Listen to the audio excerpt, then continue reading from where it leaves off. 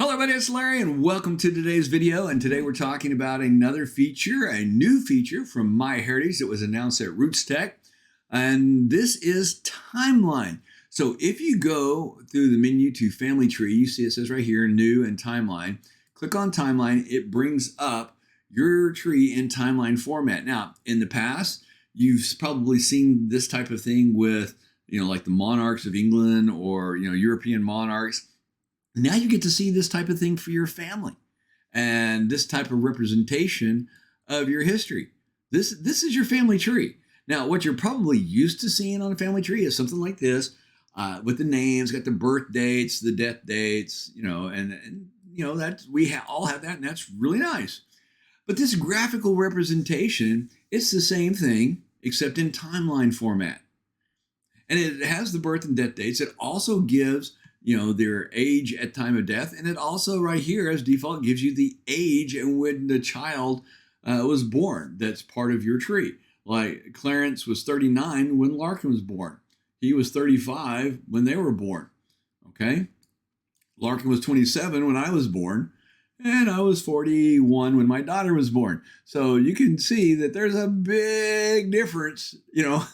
Let's see, there's 1, 2, 3, 4 generations down to my daughter, and it started in 1860 from 2022.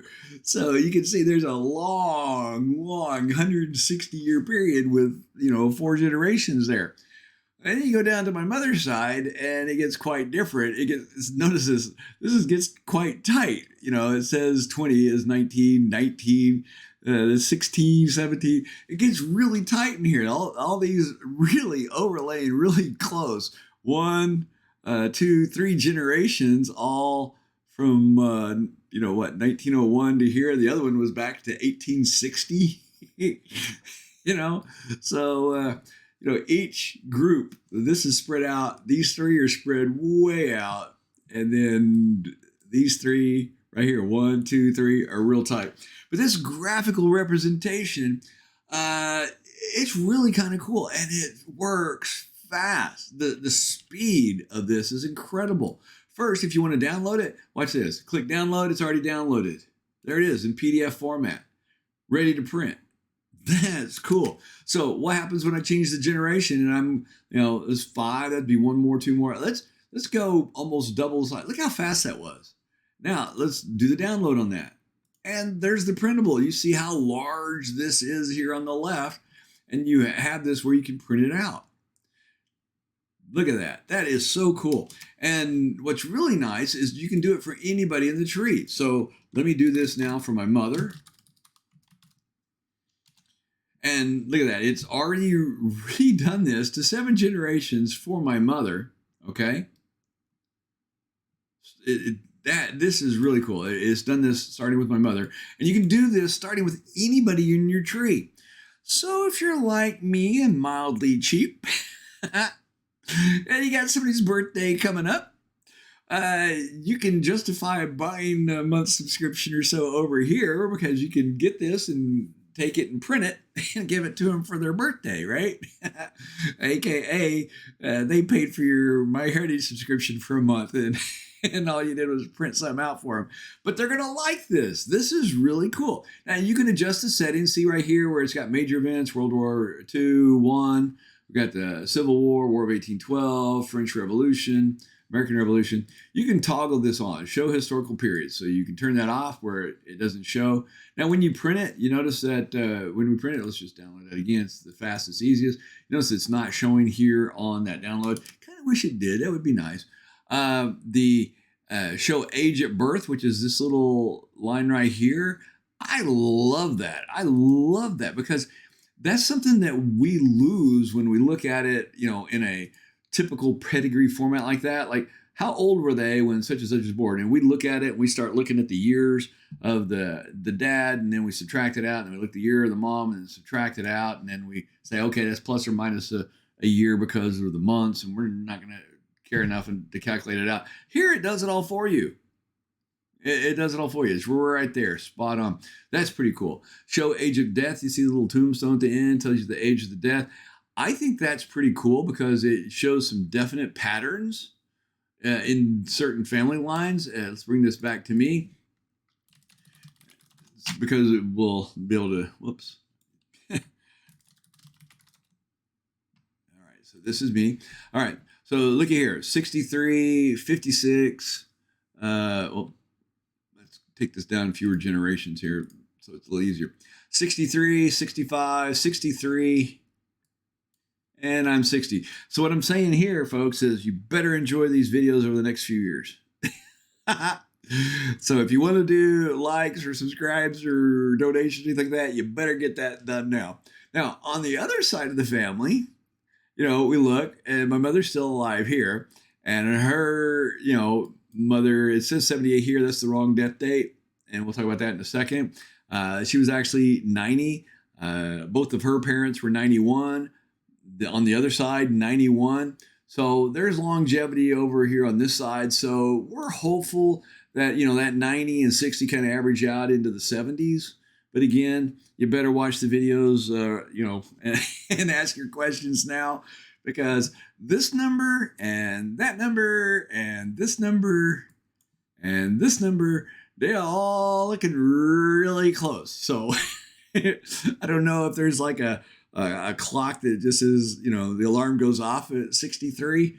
But you can see some patterns in there. Maybe I'm changing my mind. Maybe I should turn that off so it's not as morbid. Anyway, there you have it, the timeline. And like I said, it's so fast on doing that. You can share with people. And the download capability is so fast. When you click the download, it gets it into the PDF so darn quick. That's one of the most responsive, fast, quick. Something that big, generating the print that fast. That's significant. As a technical person, I can see how they did it. I appreciate the simplicity and the beauty of what they've done.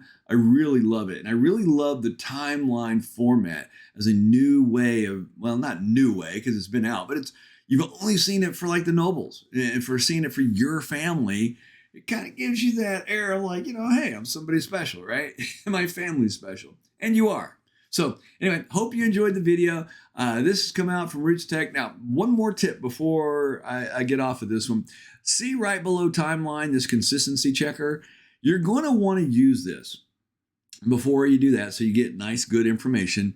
Because, I have fat fingered dates, for instance, not particularly on this one, but I maybe put 1975 instead of 1875. And it shows that they're 156 years old. Now, it's going to stick out because the line's going to be way out here rather than stopping here. So that'll stick out. And you can come in and right here, the 3 dots, you can edit it really quick because all these you hover over, you get 3 dots to take you right to the profile or research this person. You get more. You can actually work from this spot. That's really cool.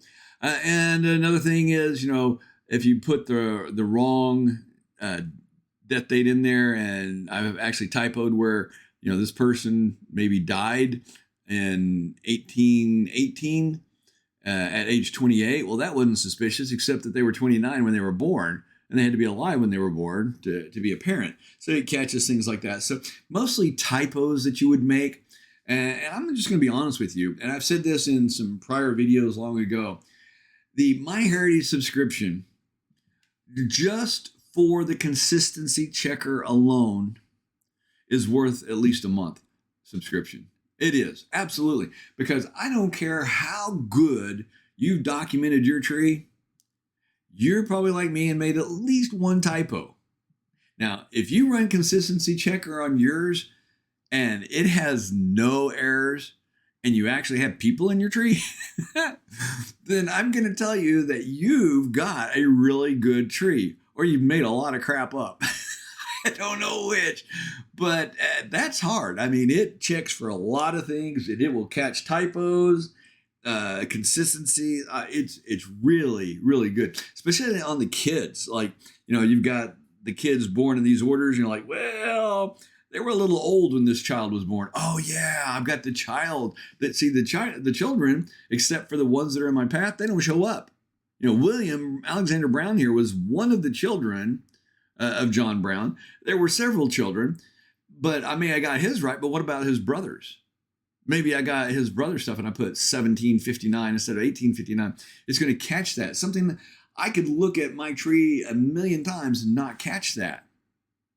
And then somebody would look at it and copy that and perpetuate that. That consistency checker, it's one of the best things for genealogy. So anybody that's a genealogy purist or you just want to have a good tree, I would definitely recommend at least a month subscription to the consistency checker. And then if you get a subscription, take advantage of the timeline, the live story, and then, in the old videos, we talked about the enhanced photos, the anime photos, the colorization of photos, the removal of scratches on photos. They've got a lot of photo tools right here. All right. So there you have it. This is the timeline for MyHeritage. This was just announced. So this is hot off the press. It's brand new. You can see it says new there. This was announced at Roots Tech on the Thursday keynote.